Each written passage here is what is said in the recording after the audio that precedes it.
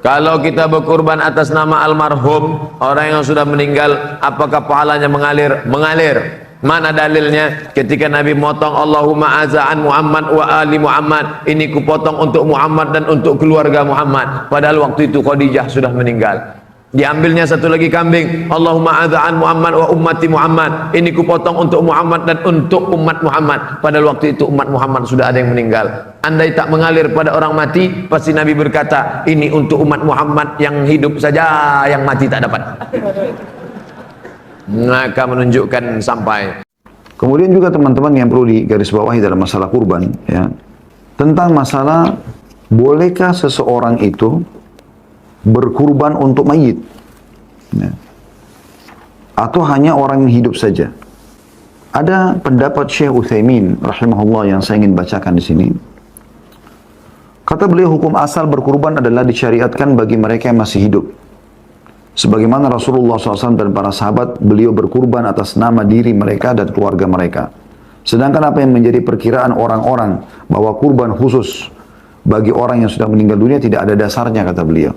Namun, beliau menyebutkan, mengatakan, dasar hukumnya tidak ada khusus, ya. Namun, beliau mengatakan, berkurban untuk orang yang sudah meninggal dibagi menjadi 3 macam. Yang pertama, disembelikan kurban untuk mereka yang sudah meninggal, karena mengikuti mereka yang masih hidup. Seperti seseorang berkurban atas nama dirinya dan keluarganya dengan niat untuk mereka yang masih hidup dan yang sudah meninggal. Ini boleh dilakukan, kata beliau. Dalil dari pendapat ini adalah kurban Rasulullah SAW untuk dari beliau dan keluarganya, dan di antara mereka ada yang sudah meninggal dunia. Nabi SAW mengatakan ini dan untuk keluargaku. Di sini umum. Kemudian yang kedua, berkurban untuk mereka yang sudah meninggal dunia karena menunaikan wasiat orang yang meninggal dunia tadi. Misalnya ada seseorang sebelum meninggal dia mengatakan, kalau saya meninggal sebelum Idul Adha ini, tolong ya uang ini disembelikan. Gitu. Dia wasiatkan, makanya dijalankan. Kemudian yang ketiga, hewan kurban untuk mereka yang sudah meninggal secara terpisah dengan mereka yang masih hidup, sendiri khusus. Misalnya seseorang berkurban atas nama bapaknya atau ibunya atau keduanya yang sudah meninggal. Saya ulangi, misalnya seseorang berkurban atas nama bapaknya saja atau ibunya saja yang keduanya sudah meninggal dunia. Maka hal ini juga masih boleh dilakukan, kata beliau. Para ulama fikih Hanabilah berpendapat bahwa pahalanya akan sampai kepada ahli kubur dan merasakan manfaatnya dikiaskan dengan sedekah atas nama orang yang sudah meninggal dunia. Akan tetapi, beliau mengatakan alasannya, kami tidak berpendapat bahwa hewan kurban hanya dikhususkan atas nama mayit saja termasuk dari sunnah. Karena Rasulullah SAW tidak melakukan kurban salah satu dari mereka yang sudah meninggal dunia secara khusus. Jadi poin ini sebenarnya poin ketiga, berkurban untuk orang meninggal dunia, ada pendapat yang membolehkan. Tapi beliau, Syekh Utsaimin menyampaikan pendapat beliau, mengatakan bahwasanya ini tidak ada dasarnya, ya, secara khusus, ya. Tapi ada pendapat yang membolehkan. Karena Rasulullah SAW tidak pernah berkurban secara khusus untuk Hamzah pamannya yang sudah meninggal dan orang yang paling dicintai. Demikian juga dengan anak-anak beliau yang meninggal, ya. Sementara mereka atau beliau masih hidup, seperti ketiga anak perempuannya, Ruqayyah, Ummu Kalthum dan Zainab radhiyallahu anhunna. Kemudian ketiga anak laki-lakinya, ya, Qasim, Abdullah dan Ibrahim. Kemudian radhiyallahu anhum ajma'in. Kemudian juga beliau tidak pernah berkorban untuk istrinya Khadijah. Tidak ada satupun riwayat dinukil, padahal beliau adalah termasuk wanita yang paling dicintai oleh Nabi SAW. Ini pendapat beliau, gitu. Ya.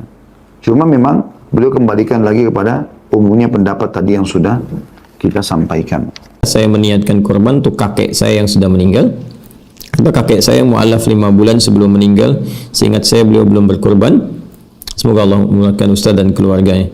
Jazakumullah khair Ustaz. Semoga Allah muliakan Anda dan semoga Allah memuliakan kakek Anda. Masya Allah, semoga mendapatkan husnul khatimah dan penerimaan terbaik di sisi Allah Subhanahu wa taala. Demikian, semoga kita diikutkan pada nilai-nilai kebaikan yang telah beliau dapatkan. Sangat dibolehkan. Ya, sangat dibolehkan. Jadi Anda membeli satu hewan korban, kemudian dikorbankan, diniatkan untuk kakek Anda yang telah telah wafat. Boleh-boleh saja di sini, ya, apa di antara dalilnya? Dalilnya adalah ketika Nabi Muhammad SAW tadi secara umum menyampaikan kurbannya kepada Allah Subhanahu wa taala dengan kalimat satu, ala Muhammad, keluarga besar Muhammad SAW. Yang kedua menggunakan umat Muhammad, ya, umat Muhammad SAW. Di keluarga besar beliau saja saat berkurban kan tidak semuanya masih hidup. Ada di antara putra beliau yang telah wafat, anak laki-lakinya kan wafat keseluruhannya, ya. Al-Qasim, kemudian juga Ibrahim, ya, itu kan wafat gitu, telah wafat.